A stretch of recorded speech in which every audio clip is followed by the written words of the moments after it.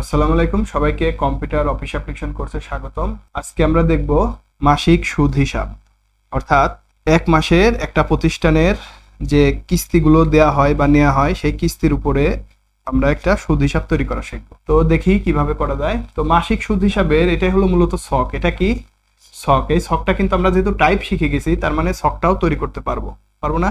এটা তৈরি করবো আমরা। আর এখানে এ বি সি এগুলাকে কলাম বলে। কি বলে? কলাম। আমরা জানি এগুলো প্রত্যেকটা কলাম। 1 2 3 4 এগুলো প্রত্যেকটা রো বা সারি। আর ছোট ছোট ঘর, যেমন আমি লিখছি এখানে 10%, এই ছোট ছোট ঘরকে বলা হয় হলো সেল। কি বলা হয়? সেল। আর আমার যে এই যে মাউস যে আমি নাড়া দিচ্ছি, এটাকে বলে মাউস পয়েন্টার। কি বলে? Mouse pointer. এখন এটা হচ্ছে নাম। আমরা যেহেতু মাসিক সুদ বের করব, সেই জন্য আমার একটা ছক আমরা তৈরি করে নিছি। নাম লিখছি, কে কে সুদ দিবে সেই সুদ ব্যক্তিদের নাম লিখছি এখানে।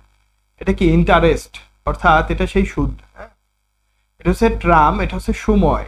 যেমন আমি 12 কিস্তিতেও শোধ করতে পারি, বা 7 কিস্তিতে, 8 কিস্তিতে, 10 কিস্তিতেও শোধ করতে পারি, কিংবা এখানে লেখা আছে ইয়ার, বছর, অর্থাৎ 1 বছরেও শোধ করতে পারি, 2 বছরেও শোধ করতে পারি, 4 বছরেও শোধ করতে পারি।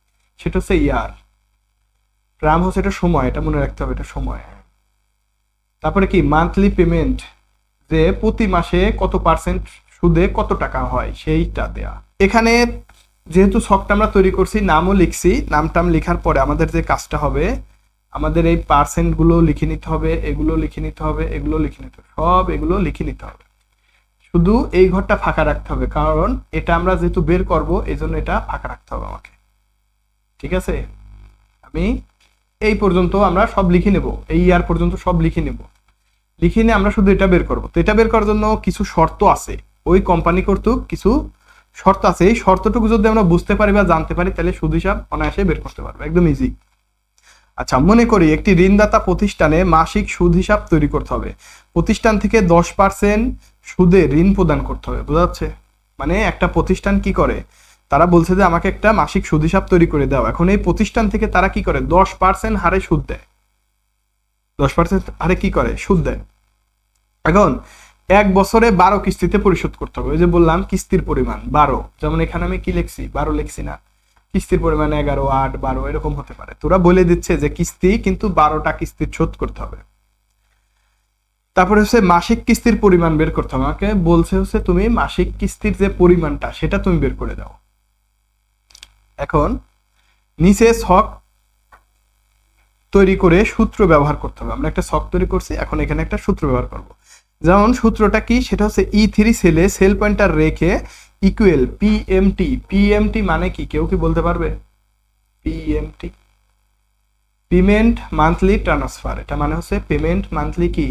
ট্রান্সফার। তো এই পিএমটি কথাটা আমাদের লিখতে হবে। ইকুয়ালের পরে এই কথাটা কিন্তু অবশ্যই লিখতে হবে। লিখার পরে একটা ব্র্যাকেট দিব, ব্র্যাকেট দিয়ে B3 ভাগ 12। এখন B3টা কি? ইন্টারেস্ট, অর্থাৎ যে 10% সুদের কথা বলছে সেইটার নামই হচ্ছে কি? B3, অর্থাৎ এই কলামের নাম কিন্তু এখানে চলে আসছে, আসছে না? এই ঘরের নাম। যেমন কেউ যদি আমাকে বলে তোমার দাদুর নাম কি, আমি কি আমার দাদুর নাম বলবো না আমার নামই বলবো? আমার দাদুর নাম বলবো। যদি বলে তোমার নাম কি, তাহলে আমার নাম বলবো। যদি বলে তোমার বাবার নাম, বাবার নাম বলতে হবে। সেরকম এখানে আমাকে জিজ্ঞাসছে যে, বলতেইছে যে পিএমটি লিখে তোমাকে কি করতে হবে? ইন্টারেস্টের ঘরটা এখানে আনতে হবে।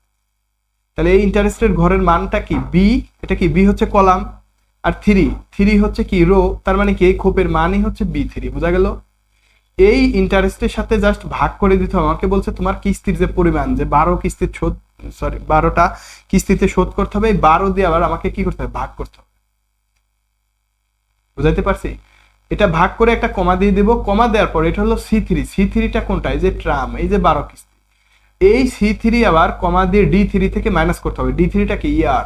এই সময় থেকে, এই কিস্তির পরিমাণ থেকে ইয়ার, এই বছরটা যদি আমি বাদ দিয়ে দেই, তাইলেই কিন্তু আমাদের বের হয়ে যাবে একদম ইজিলি ভাবে। আমি যদি এখন ইন্টারপ্রেস করি, আমার মান্থলি পেমেন্টটা কিন্তু বের হয়ে যাবে।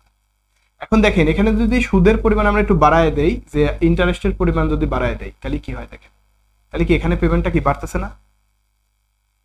তাহলে বুঝতে পারছি এই সূত্রটুকুই হচ্ছে এটা, একদম ইজি। সেটা হলো পিএমটি লিখবো, B3টা কি? ইন্টারেস্টের সাথে ট্রামটাকে ভাগ করে দেব, আর ওটা কমা আবার দিয়ে ওইটার সাথেই আবার C3, অর্থাৎ এই ট্রামের সাথে আবার কিন্তু আমি D3 এই ইয়ারটা আবার মাইনাস করে দেব।